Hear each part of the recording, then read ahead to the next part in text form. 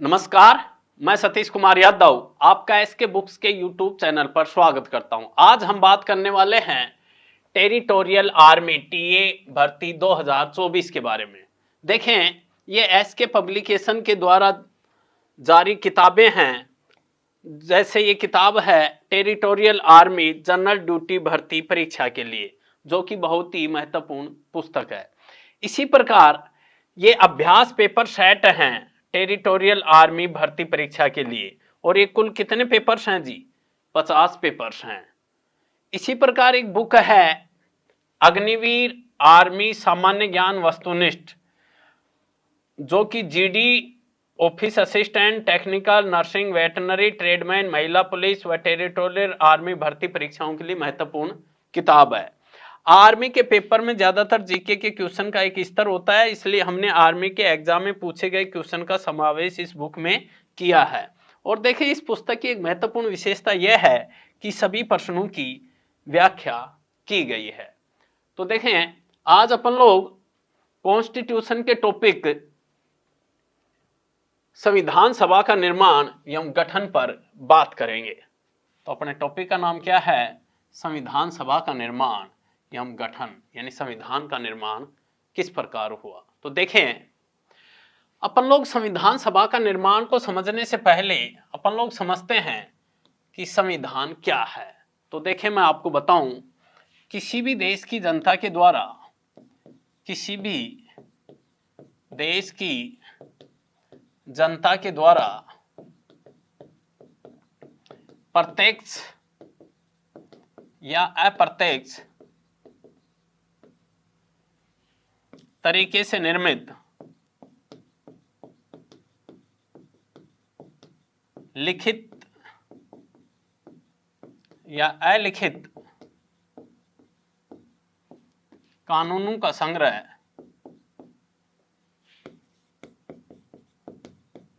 क्या कहलाता है जी? संविधान कहलाता है। यानी किसी भी देश की जनता के द्वारा प्रत्यक्ष या अप्रत्यक्ष तरीके से निर्मित लिखित या अलिखित कानूनों का संग्रह क्या कहलाता है? संविधान कहलाता है। देखें, प्रत्येक संविधान उन देशों में होता है जिन देशों की जनसंख्या क्या होती है? कम होती है। क्योंकि जब जनसंख्या कम है तो सभी लोग संविधान बनाने में अपनी क्या देते हैं? राय देते हैं। तो प्रत्येक संविधान का आदर्श उदाहरण कौन सा है? स्विट्जरलैंड है।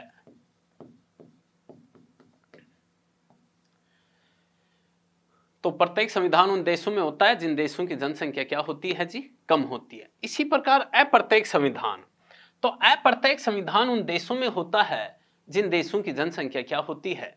अधिक होती है। जैसे भारत में अप्रत्यक्ष है। क्यों? क्योंकि भारत की जनसंख्या क्या है? अधिक है। जब अधिक जनसंख्या है तो सभी लोग संविधान बनाने में अपना योगदान नहीं दे सकते। इसी प्रकार है लिखित संविधान और एक अलिखित। तो देखें, लिखित संविधान किसे कहते हैं और अलिखित किसे कहते हैं? तो देखें, जिस देश के संविधान को बनाने के लिए संविधान सभा का निर्माण किया गया हो उसे लिखित कहते हैं, तथा जिस देश के संविधान को बनाने के लिए संविधान सभा का निर्माण नहीं किया गया हो वहां पर कौन सा संविधान होता है जी? अलिखित संविधान होता है। जैसे मैं आपको बताऊं, ये पूछा जाए कि विश्व में प्रथम लिखित संविधान किस देश का है, तो विश्व में प्रथम लिखित संविधान, विश्व में प्रथम लिखित संविधान किसका है जी? अमेरिका का है। तो ये पूछा जाए कि विश्व में प्रथम लिखित संविधान किसका है? अमेरिका का है।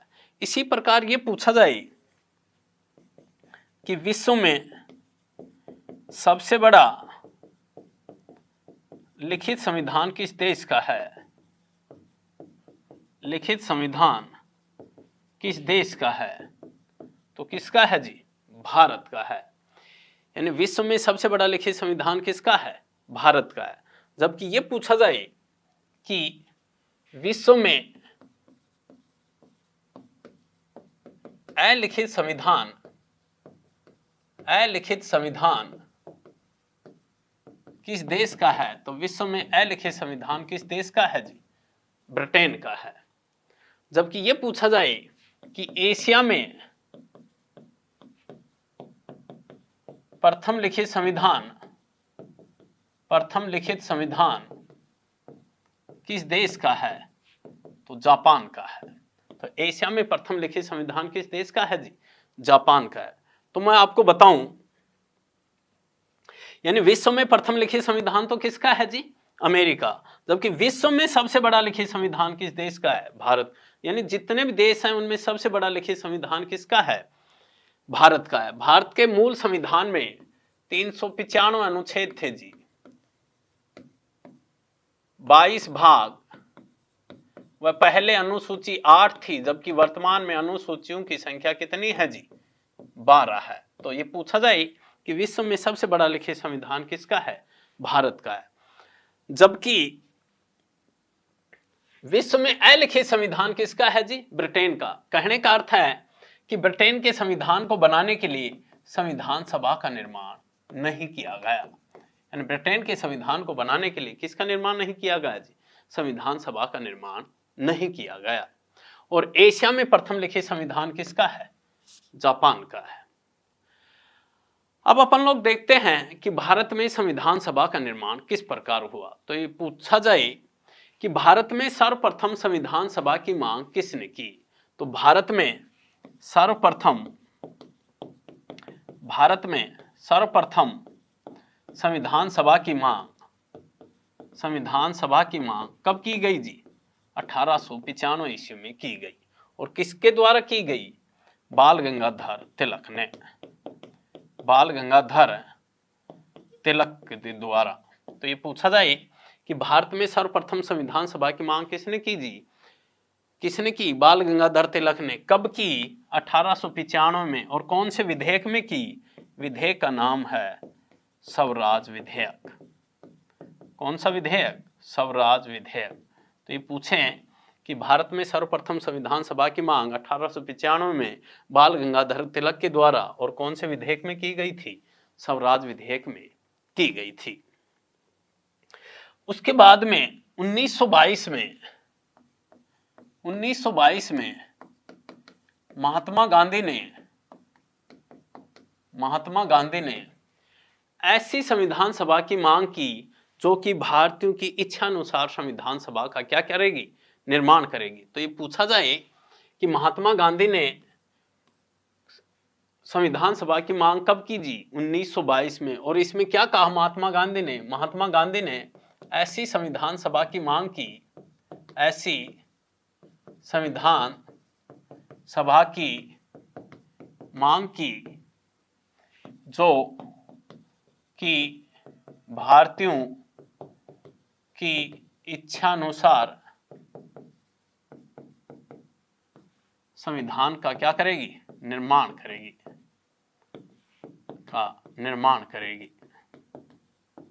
तो ये पूछा जाए कि भारतीयों की इच्छा के अनुसार संविधान का निर्माण करेगी, ये मांग किसने की जी? महात्मा गांधी ने। और कब की थी? 1922 में। उसके बाद में 1928 में नेहरू रिपोर्ट प्रकाशित हुई जी, नेहरू रिपोर्ट। और जिसकी अध्यक्षता किसने की जी? अध्यक्षता मोतीलाल नेहरू ने की, मोतीलाल नेहरू ने। तो ये पूछा जाए कि नेहरू रिपोर्ट कब बनी? 1928 में। और नेहरू जो कमेटी थी, जो नेहरू कमेटी थी, इसकी अध्यक्षता किसने की जी? इसकी अध्यक्षता मोतीलाल नेहरू ने की। नेहरू रिपोर्ट को ही भारतीय संविधान का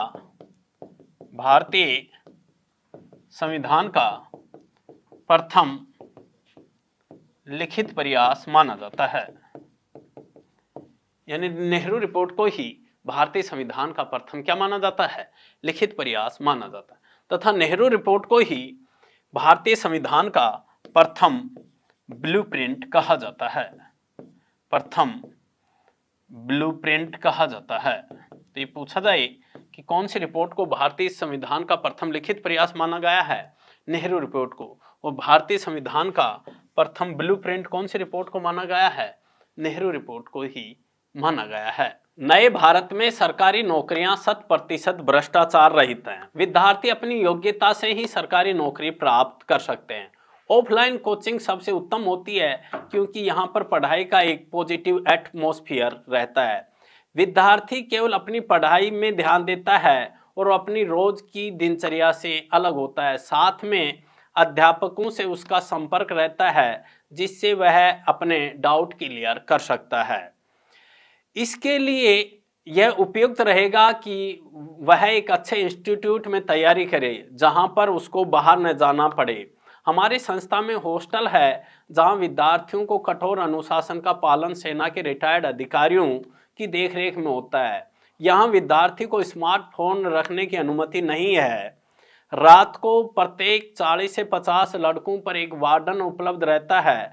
पढ़ाने के लिए सक्षम अध्यापकों की टीम एसके बुक्स के लेखक राम सिंह यादव के नेतृत्व में कार्य करती है। हर विषय जो टेरिटोरियल आर्मी टीए भर्ती परीक्षा के लिए महत्वपूर्ण है उसको हम विस्तार से हमारे ऑफलाइन सेंटर में पढ़ाते हैं।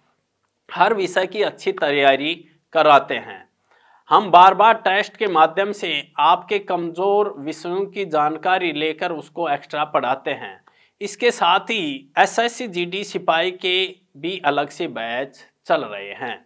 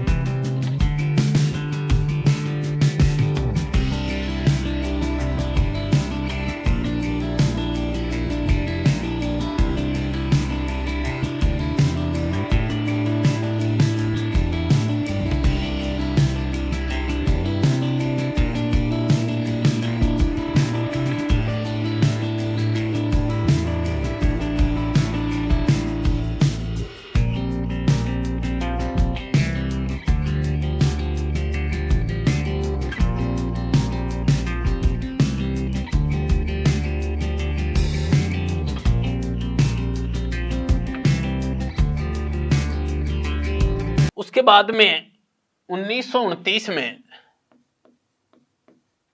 लाहौर अधिवेशन होता है जी। 1929 में लाहौर अधिवेशन होता है और देखें लाहौर अधिवेशन की अध्यक्षता किसने की जी? लाहौर अधिवेशन की अध्यक्षता पंडित जवाहरलाल नेहरू ने की। पंडित जवाहरलाल नेहरू ने की। तो ये पूछा जाए कि लाहौर अधिवेशन कब हुआ, तो लाहौर अधिवेशन 31 दिसंबर 1929 को हुआ और जिसकी अध्यक्षता पंडित जवाहरलाल नेहरू ने की। और लाहौर अधिवेशन को संबोधित करते हुए पंडित जवाहरलाल नेहरू ने कहा था कि भारत का प्रथम स्वतंत्रता दिवस 26 जनवरी, भारत का प्रथम स्वतंत्रता दिवस 26 जनवरी 1930 को मनाया जाएगा और प्रथम स्वतंत्रता दिवस 26 जनवरी 1930 को ही मनाया गया तथा इसी अधिवेशन में पूर्ण स्वराज की क्या की गई थी? मांग की गई थी। तो ये पूछा जाए कि कौन से अधिवेशन में पूर्ण स्वराज की मांग की गई, तो लाहौर अधिवेशन में पूर्ण स्वराज की क्या की गई थी? मांग की गई थी। तो लाहौर अधिवेशन कब हुआ जी? 1929 में, जिसकी अध्यक्षता पंडित जवाहरलाल नेहरू ने की। और इसी अधिवेशन को संबोधित करते हुए पंडित जवाहरलाल नेहरू ने कहा था कि भारत का प्रथम स्वतंत्रता दिवस 26 जनवरी 1930 को मनाया जाएगा और पूर्ण स्वराज की मांग भी इसी अधिवेशन में की गई। उसके बाद में 1942 में क्रिप्स मिशन भारत आया। लेकिन इसकी आलोचना करते हुए महात्मा गांधी ने इसे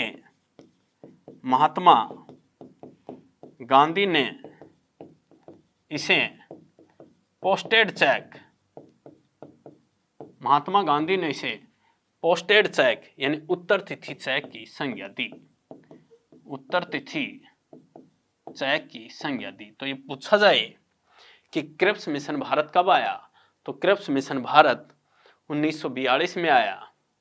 और क्रिप्स मिशन की आलोचना किसने की, महात्मा गांधी ने। और महात्मा गांधी ने क्रिप्स मिशन की आलोचना करते हुए इसे पोस्टेड चेक यानी उत्तर तिथि चेक की क्या दी है, संज्ञा दी है। इसके बाद में 1946 में, मार्च 1946 में कैबिनेट मिशन भारत आया। कैबिनेट मिशन भारत आया और इसमें 3 सदस्य थे, अलेक्जेंडर,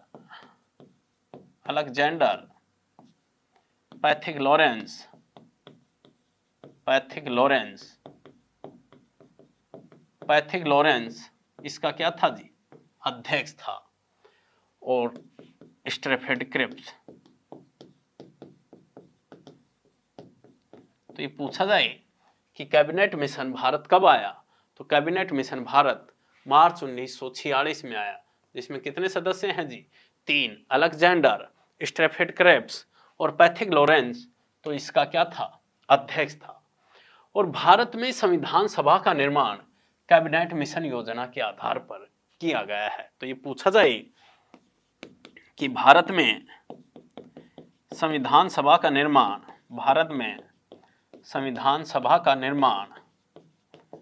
कौन सी योजना के आधार पर किया गया, तो कैबिनेट मिशन योजना के आधार पर किया गया है। तो ये पूछें कि भारत में संविधान सभा का निर्माण कौन सी योजना के आधार पर, कैबिनेट मिशन। और कैबिनेट मिशन भारत कब आया, मार्च 1946 में। और ये 3 सदस्य थे जिसके अध्यक्ष कौन थे जी, पैथिक लॉरेंस थे। अब जो कैबिनेट मिशन मार्च 1946 में आया, इसने अपनी रिपोर्ट मई 1946 में दी, और इस रिपोर्ट में इसने क्या कहा कि भारत में एक संविधान सभा का क्या होगा, निर्माण होगा। भारत में एक संविधान सभा का क्या होगा जी, का निर्माण होगा। भारत में एक संविधान सभा का क्या होगा, निर्माण होगा। तथा इसकी सदस्य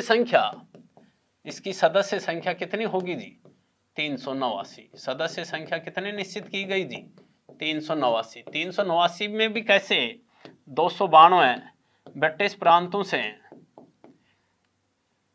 जबकि 93 देशी रियासत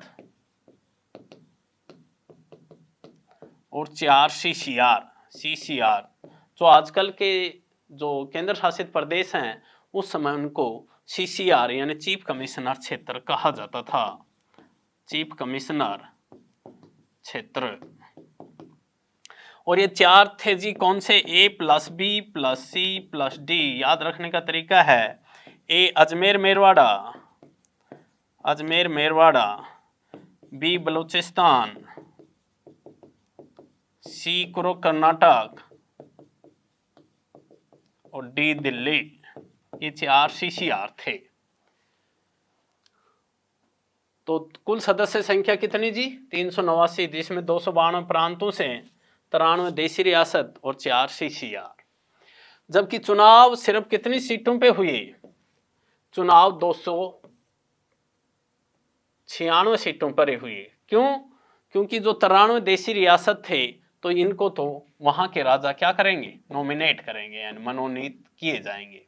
तो चुनाव सिर्फ कितनी सीटों पे हुई, 296 सीटों पे। और ये जो सदस्य संख्या 389 है, ये 10 लाख पर एक सदस्य संख्या निश्चित की गई थी, 10 लाख पर एक सदस्य संख्या निश्चित की गई थी। तो जो 389 सदस्य संख्या है, यानी एक कैंडिडेट कितनी जनसंख्या पे चुना जाएगा, 10 लाख जनसंख्या पर एक कैंडिडेट चुना जाएगा। उसके बाद में जुलाई 1946 में चुनाव हुए, और चुनाव सिर्फ कितनी सीटों पे होंगे जी, 296। 292 तो प्रांतों से और 4 CCR। 93 तो वहां जो देशी रियासतों के राजा थे, वो उनको क्या करेंगे, नॉमिनेट करेंगे। तो चुनाव तो सिर्फ कितनी सीटों पे, 296 सीटों पे, जिसमें कांग्रेस को कितनी सीटें मिली, कांग्रेस को 208 सीटें मिली जी। मुस्लिम लीग मुस्लिम लीग पार्टी है उसको सीटें मिली 73, जबकि अन्य को कितनी मिली हैं साहब 15। इस प्रकार टोटल कितने सीटों पे चुनाव हुए हैं 296 सीटों पर चुनाव हुए हैं। उसके बाद में क्या होता है जी, यानी कांग्रेस को तो 208, मुस्लिम लीग को 73, अन्य को 15।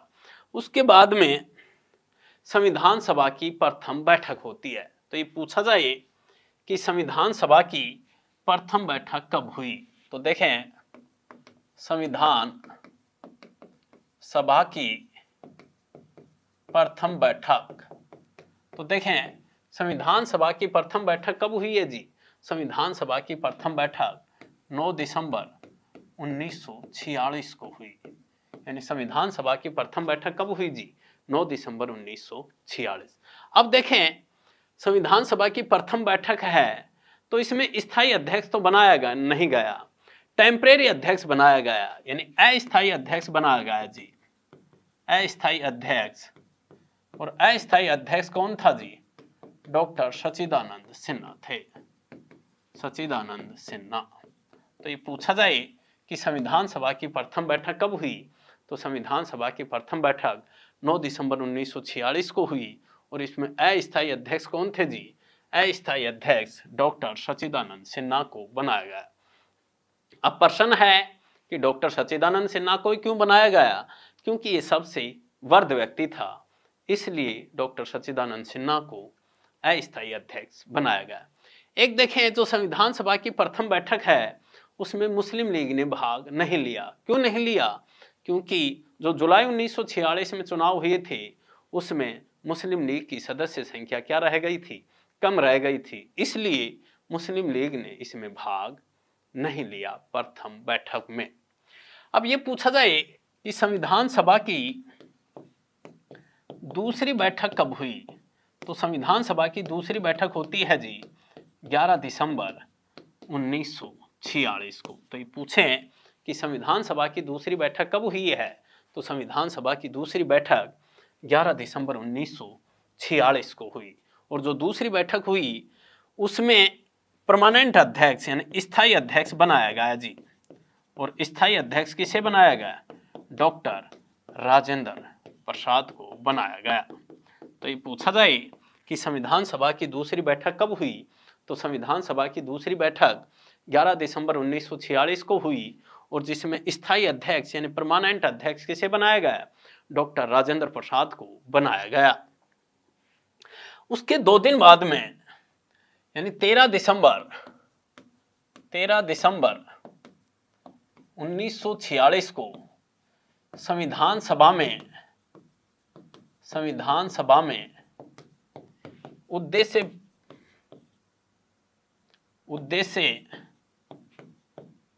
प्रस्ताव प्रस्तुत किए गए। तो ये पूछा जाए कि संविधान सभा में उद्देश्य प्रस्ताव कब प्रस्तुत किया गया, तो संविधान सभा में उद्देश्य प्रस्ताव कब प्रस्तुत किया गया जी 13 दिसंबर 1946 को। संविधान सभा में उद्देश्य प्रस्ताव किसने प्रस्तुत किया, पंडित जवाहरलाल नेहरू ने। पंडित जवाहरलाल नेहरू ने संविधान सभा में क्या प्रस्तुत किया जी, उद्देश्य प्रस्ताव प्रस्तुत किए। देखें प्रस्तावना, जो संविधान की प्रस्तावना है वो उद्देश्य प्रस्तावों में से ही ली गई है। संविधान की प्रस्तावना उद्देश्य प्रस्तावों में से ली गई है। तो ये पूछा जाए कि संविधान सभा में उद्देश्य प्रस्ताव कब प्रस्तुत किए गए, 13 दिसंबर 1946 को। किसने प्रस्तुत किए, पंडित जवाहरलाल नेहरू ने। अब इन उद्देश्य प्रस्तावों को संविधान सभा के द्वारा कब स्वीकार किया गया, तो स्वीकार कब किया गया जी 22 जनवरी 1947 को। अब इन्हें प्रस्तुत तो मेरे भाई कब कर दिए गए थे, 13 दिसंबर 1946 को, जबकि इन्हें स्वीकार कब किया गया 22 जनवरी 1947।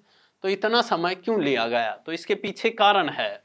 जो संविधान सभा की प्रथम बैठक हुई थी, मैंने बताया कब हुई थी 9 दिसंबर 1946 को। जो संविधान सभा की प्रथम बैठक हुई थी 9 दिसंबर 1946 को, उसमें किसने भाग नहीं लिया जी, मुस्लिम लीग ने भाग नहीं लिया था। क्यों, क्योंकि उनकी सदस्य संख्या क्या थी जी, कम थी।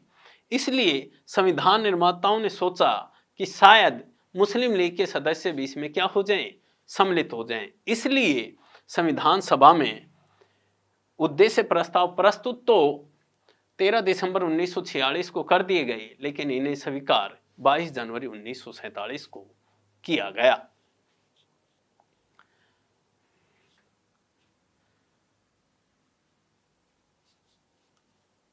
अब यह पूछा जाए कि भारत का संविधान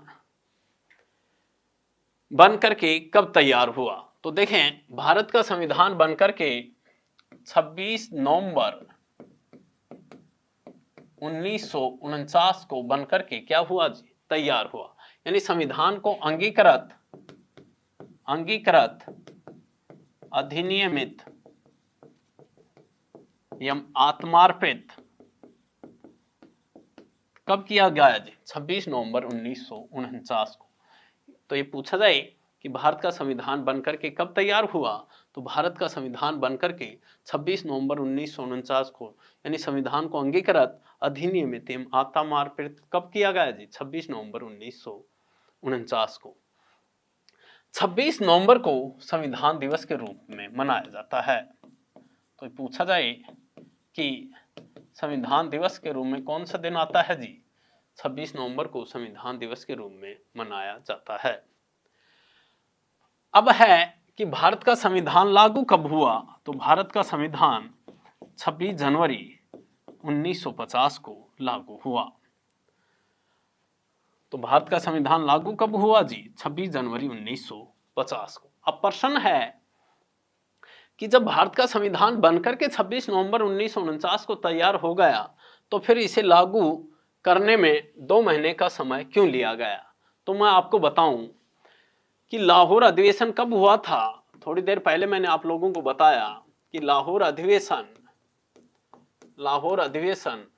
1929 में हुआ था, और जिसकी अध्यक्षता किसने की थी साहब, पंडित जवाहरलाल नेहरू ने इसकी अध्यक्षता की थी। और पंडित जवाहरलाल नेहरू ने इसकी अध्यक्षता करते हुए कहा था कि भारत का प्रथम स्वतंत्रता दिवस 26 जनवरी 1930 को मनाया जाएगा। इसलिए भारत का संविधान बनकर के कब तैयार हो गया जी, 26 नवंबर को, जबकि इसमें घोषणा कब की गई थी, 26 जनवरी 1930 को मनाया जाएगा। इसलिए संविधान निर्माताओं ने सोचा कि आने वाली पीढ़ियां इस 26 जनवरी को कैसे याद रखें। इसलिए इस दिन को याद रखने के लिए भारत का संविधान बनकर के तो 26 नवंबर 1949 को तैयार हो गया, लेकिन इसे लागू 26 जनवरी 1950 को किया गया। अब है कि संविधान सभा की अंतिम बैठक कब हुई। तो देखें संविधान सभा की अंतिम बैठक, तो संविधान सभा की अंतिम बैठक कब हुई थी जी, 24 जनवरी 1950 को। तो ये पूछा जाए कि संविधान सभा की अंतिम बैठक कब हुई, तो संविधान सभा की अंतिम बैठक 24 जनवरी 1950 को हुई थी। अगला प्रश्न है कि भारत का संविधान बनने में कितना, तो भारत का संविधान बनने में कितना समय लगा जी, 2 वर्ष 11 माह 18 दिन। तो भारत का संविधान बनने में 2 वर्ष 11 माह 18 दिन लगे। एक देखें 24 जनवरी 1950 को, 24 जनवरी 1950 को भारत की संविधान सभा ने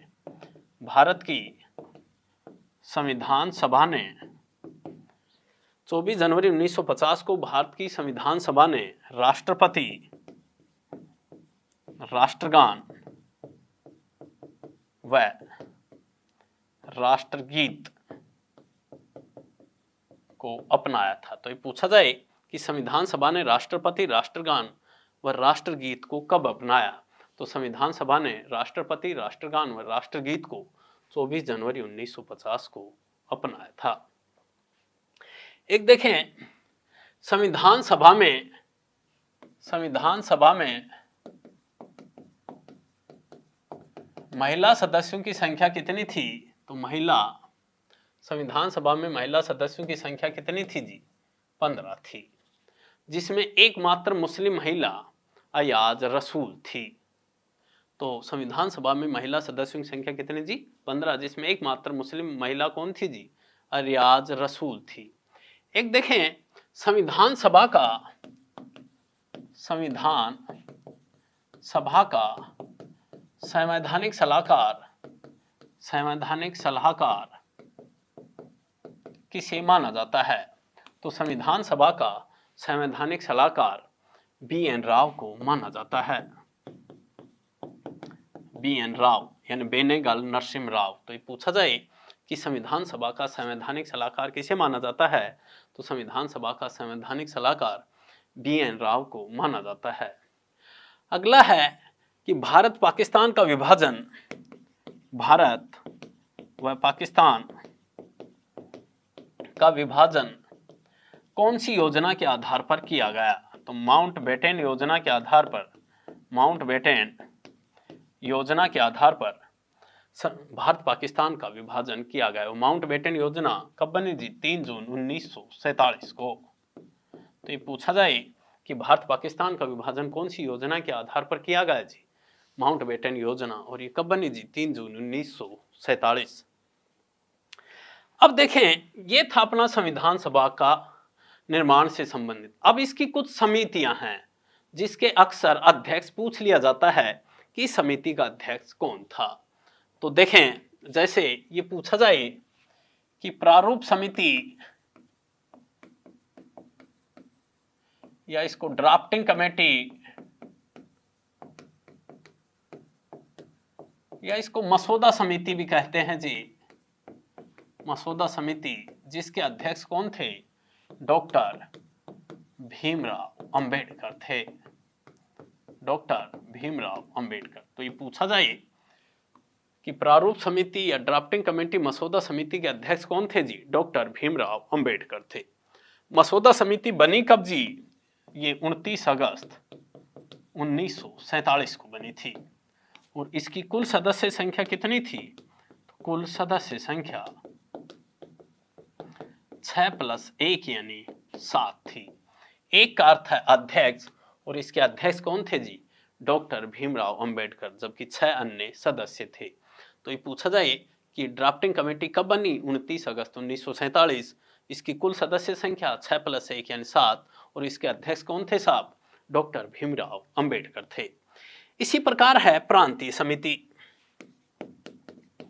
तो देखें, प्रांतीय समिति के अध्यक्ष कौन थे? सरदार वल्लभ भाई पटेल थे, वल्लभ भाई पटेल। तो ये पूछा जाए कि प्रांतीय समिति के अध्यक्ष कौन थे? तो प्रांतीय समिति के अध्यक्ष सरदार वल्लभ भाई पटेल थे। इसी प्रकार ये पूछा जाए कि संघ समिति के अध्यक्ष कौन थे? तो संघ समिति के अध्यक्ष पंडित जवाहरलाल नेहरू थे, पंडित जवाहरलाल नेहरू। इसी प्रकार ये पूछा जाए कि संघ शक्ति समिति के अध्यक्ष कौन थे? संघ शक्ति समिति के अध्यक्ष कौन थे जी? पंडित जवाहरलाल नेहरू थे। इसी प्रकार ये पूछा जाए कि कानून व नियम समिति के अध्यक्ष कौन थे? कानून व नियम समिति के अध्यक्ष कौन थे? डॉक्टर राजेंद्र प्रसाद थे। इसी प्रकार ये पूछा जाए कि संचालन समिति के अध्यक्ष कौन थे? तो संचालन समिति के अध्यक्ष डॉक्टर राजेंद्र प्रसाद थे। इसी प्रकार ये पूछा जाए कि कार्य संचालन समिति के अध्यक्ष कौन थे? तो कार्य संचालन समिति के अध्यक्ष कार्य संचालन समिति के अध्यक्ष KM मुंशी थे, यानी कन्हैयालाल मुंशी। तो ये कुछ समितियां थी जिनको अक्सर पेपर में पूछ लिया जाता है कि प्रारूप समिति के अध्यक्ष डॉक्टर भीमराव अंबेडकर, प्रांतीय समिति के सरदार वल्लभ भाई पटेल, संघ समिति के पंडित जवाहरलाल नेहरू, संघ शक्ति समिति के भी पंडित जवाहरलाल नेहरू, कानून व नियम समिति के डॉक्टर राजेंद्र प्रसाद, संचालन समिति के डॉक्टर राजेंद्र प्रसाद, कार्य संचालन समिति के एम मुंशी थे। अब देखें, जो ये अपना टॉपिक था संविधान सभा का निर्माण एवं गठन, उससे संबंधित कुछ महत्वपूर्ण प्रश्नों पर डिस्कस करते हैं। तो जैसे प्रश्न ये पूछा जाए कि संविधान सभा का संवैधानिक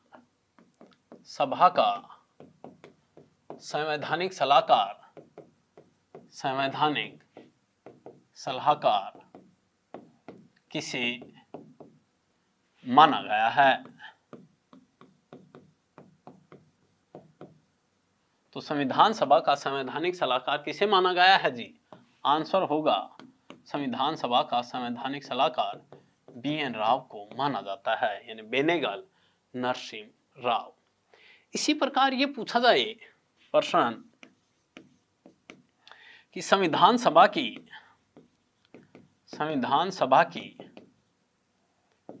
प्रथम बैठक कब हुई?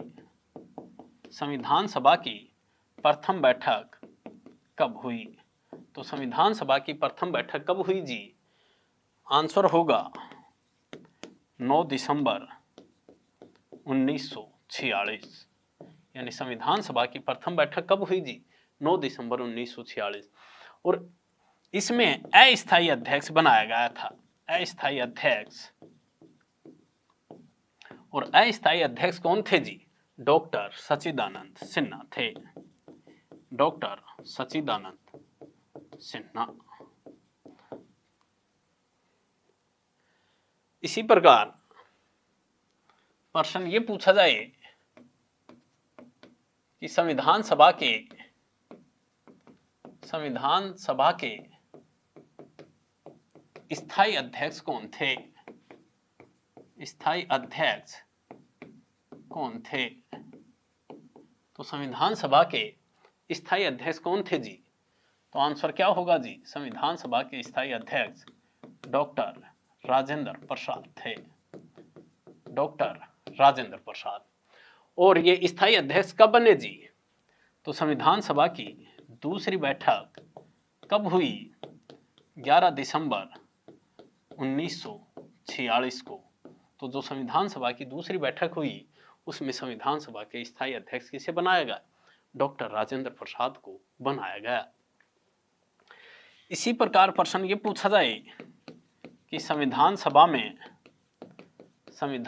में उद्देश्य प्रस्ताव किसने प्रस्तुत किए? किसने प्रस्तुत किए? तो देखें, संविधान सभा में उद्देश्य प्रस्ताव किसने प्रस्तुत किए जी? पंडित जवाहरलाल नेहरू ने प्रस्तुत किए, पंडित जवाहरलाल नेहरू ने। तो ये पूछा जाए कि संविधान सभा में उद्देश्य प्रस्ताव किसने प्रस्तुत किए जी? पंडित जवाहरलाल नेहरू ने। प्रश्न है कि कब प्रस्तुत की? तो इन्हें 13 दिसंबर 1946 को प्रस्तुत किया गया, जबकि इन्हें स्वीकार कब किया गया जी? इन्हें स्वीकार 22 जनवरी 1947 को किया गया। तो प्रस्तुत तो किसने किए? पंडित जवाहरलाल नेहरू ने। कब प्रस्तुत किए? 13 दिसंबर 1946, जबकि इन्हें स्वीकार कब किया गया? 22 जनवरी 1947 को। इसी प्रकार ये पूछा जाए कि भारत के संविधान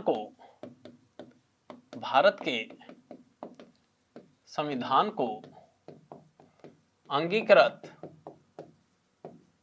अधिनियमित एवं आत्मार्पित कब किया गया? तो भारत के संविधान को अंगीकृत, अधिनियमित एवं आत्मार्पित कब किया गया जी? तो 26 नवंबर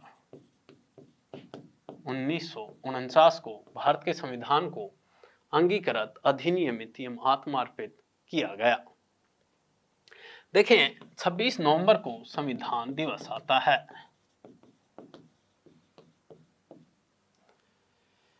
इसी प्रकार प्रश्न ये पूछा जाए कि भारत का संविधान लागू कब हुआ? भारत का संविधान कब लागू हुआ? तो देखें, भारत का संविधान कब लागू हुआ जी? तो भारत का संविधान 26 जनवरी 1950 को लागू हुआ। इसी प्रकार ये पूछा जाए कि भारत के संविधान को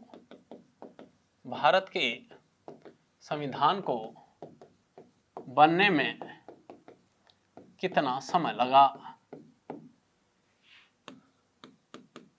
भारत के संविधान को बनने में कितना समय लगा?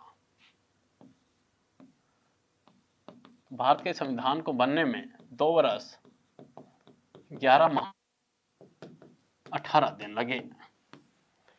इसी प्रकार ये पूछा जाए कि संविधान सभा की अंतिम बैठक कब हुई? अंतिम बैठक कब हुई? तो संविधान सभा की अंतिम बैठक कब हुई जी? 24 जनवरी 1950 को। और इसी दिन राष्ट्रपति राष्ट्रगान व राष्ट्रगीत को संविधान सभा के द्वारा अपनाया गया था। इसी प्रकार ये पूछा जाए कि विश्व में प्रथम लिखित संविधान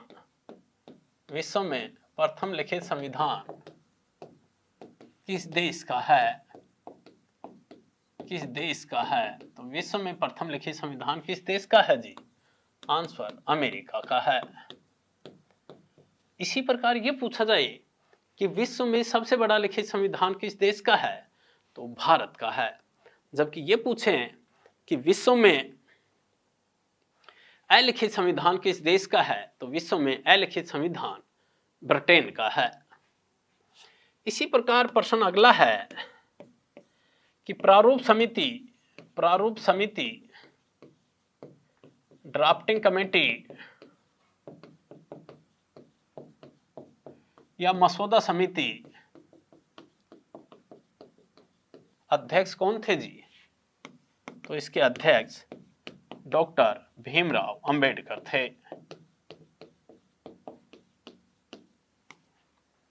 और ये प्रारूप समिति कब बनी थी जी? 29 अगस्त 1947 को बनी थी, जिसकी कुल सदस्य संख्या 6+1 यानी 7 थी, जिसमें डॉक्टर भीमराव अंबेडकर इसके क्या थे जी?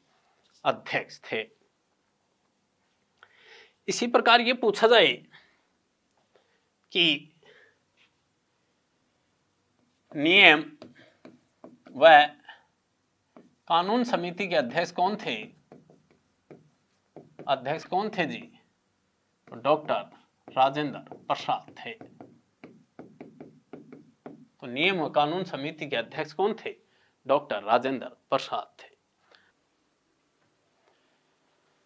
इस एग्जाम के लिए एसके बुक्स सभी शॉप्स पर और ऑनलाइन भी अवेलेबल हैं। अगर आप ऑनलाइन लेना चाहते हैं तो उसका लिंक डिस्क्रिप्शन बॉक्स में अवेलेबल है। इस चैनल पर हम इस भर्ती और अन्य सभी भर्तियों से संबंधित इंपॉर्टेंट जानकारी और स्टडी मटेरियल भी उपलब्ध कराते रहेंगे। तो इस वीडियो को लाइक कीजिए, चैनल को सब्सक्राइब कीजिए और अपने दोस्तों के साथ शेयर भी कीजिए। मिलते हैं अगले वीडियो में। जय हिंद।